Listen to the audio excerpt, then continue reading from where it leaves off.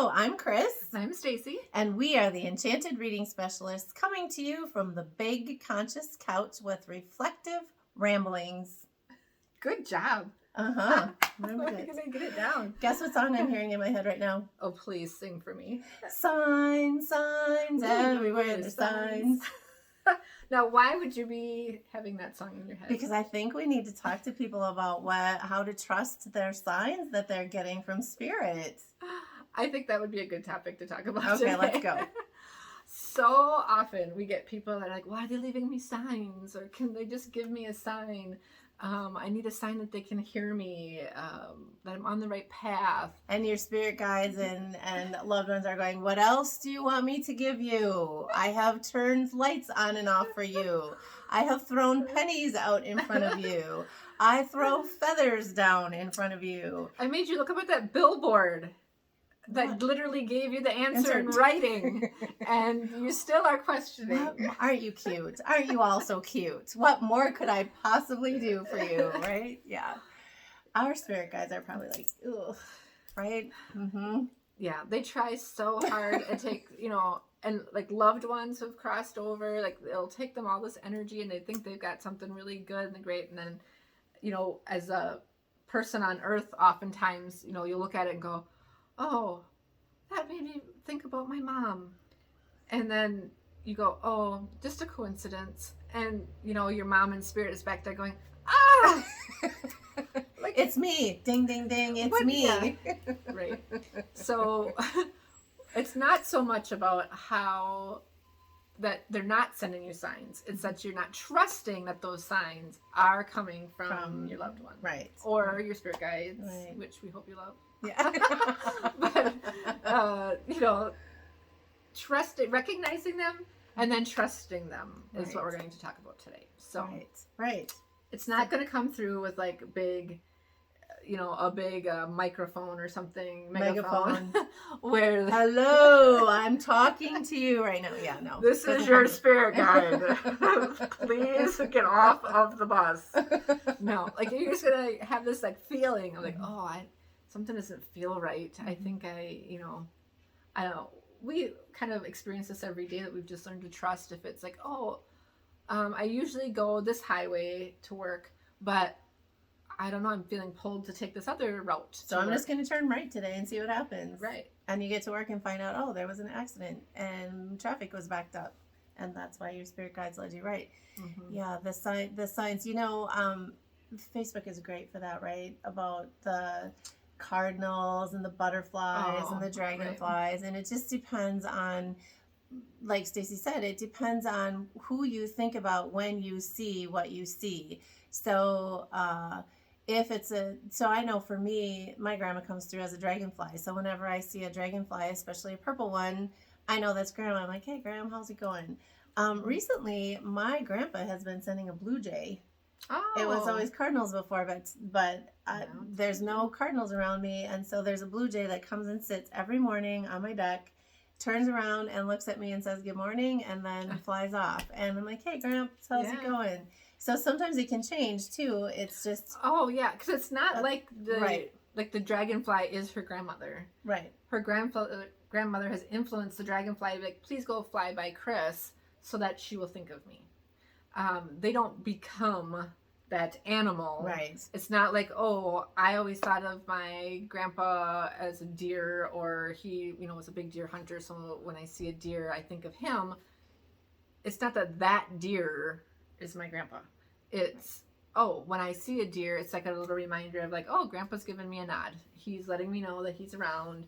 And so people that discount that, and we would get it all the time, like, I just ask them for me if, like I saw a cardinal at my window the other day, and I never have cardinals in my yard. It just made me think of my loved one.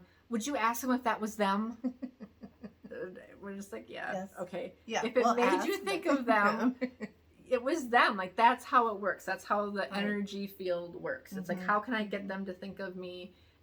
And when it works, they're very excited. Yes. And they're like, okay, good. They thought of me and they know I'm thinking of them. I'm there with them in spirit. Maybe they're having a hard time. Maybe they just need to know that, I am around and that they can talk to me. Right. Right. But And sometimes when they're super, super gifted, because it takes a lot of energy on the other side to do this kind of energy work that they're doing from that side. But sometimes when they're super gifted, they will photobomb.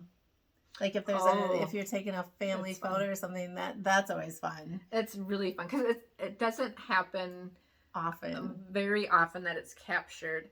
And, people will get orbs. Yes. And that's, a disturbance in the energy field that is certainly can be, your loved one, spirit guides showing up. But when they are actually able to like transpose their face, their image into the photo, that's fun. That's really that takes a gifted person, gifted soul on the other side, because it does. It's a lot of energy that they expend to do that. But yeah. So they are always with you, but you have to, I think this is where we kind of talk about like letting go of the ego. Right. So you've heard it a lot of times when people will say like there are no coincidences. And yet when we see the billboard and we're thinking, oh, I wonder if I should move. I've been really thinking about, should I move here? Should I move there? And then all of a sudden you see this billboard that is like, oh, Florida. Places to rent in Florida. Yeah. And you're like, oh, that's a coincidence. What a coincidence. I was just thinking, should I move to California or to Florida? And then here I see this billboard. It's not a coincidence, okay? Your loved one is drawing your eye up to those things at that time. If the answer was California, they would have tried to divert so you didn't look up at that billboard. Yes, that billboard's there all the time, but when you looked at it, what you were thinking about and how, it kind of answered your question is divinely guided by your spirit guides or your loved ones. So trust it. Yeah, and you really have to pay attention to what resonates with you. So for me, the reason I started singing at the beginning is because I get song lyrics in my head, and I'll be listening to a song that I've sung my whole life, and all of a sudden there'll be a new lyric that I wasn't paying attention to or didn't hear before. I'm like, oh, there's the answer in that right there. That's spirit coming through with, okay. Yeah, I needed to hear that, or you've sung the lyric a million times, but all of a sudden it has a different meaning to it. Sure. And how it registers different with you one day. That's another way spirit connects. And so it's just kind of like get over yourself when you're saying, is that them? Was it really just a coincidence? Oh, I think I'm reading too much into it. No. If that's immediately what you think is like, oh, there's my answer, or somebody, is leaving this feather for me, and it makes you think of them, that was the intended purpose. If you're, weeks later going, well, I don't know, I drive by that billboard all the time and it says Florida, maybe I should move to Florida. That's like your brain trying to figure it out. Mm-hmm. But if you were in the car going, oh, I just can't decide between California and Florida, and something draws your eye up to this billboard that you've driven by 100 times, but you didn't never even notice that it said Florida on it. There was a reason for that. So don't let yourself doubt, in your head. And your head can create things, but usually that's like an after the fact thing. It's not an in the moment thing. Yeah. If you hear the word should in your head, I should, that means that's not spirit coming through. That's your ego. Mm-hmm. And ego is the enemy, really, of all of this communication business, because if you are trying to always get it right, or you're doubting yourself. So we should probably talk about what ego is. Does that mean that I have a big ego and I'm, putting myself out there? Is that, or is it the psychology ego that we're talking about? Different definition. We could probably do a whole segment on this. Right? Yeah, for the sake of just understanding it in this short segment time that we have left, what Chris is saying is like, ego is not that big, macho type of ego. It's just part of your conscious that interrupts the magic that happens. Yeah, that's a good way. Yeah, there's a new definition. We should. Yeah, Webster, here we come. Yeah, it's the self-doubt that creeps in, or the part that feels judged maybe by others. Like, oh, if I said that I believe, my grandmother came to me in a dragonfly and was telling me like whatever I was thinking about was, I was on the right path, people are going to think I'm crazy. Mm-hmm, so I can't. Mm-hmm. And that's the ego. Like, you don't want to be judged. You don't want to be wrong, laughed at, any of those kind of things. And so you keep it to yourself, or you discount it. And that's the kind of ego that we're talking about. Yeah. So, thanks for joining us today Yeah.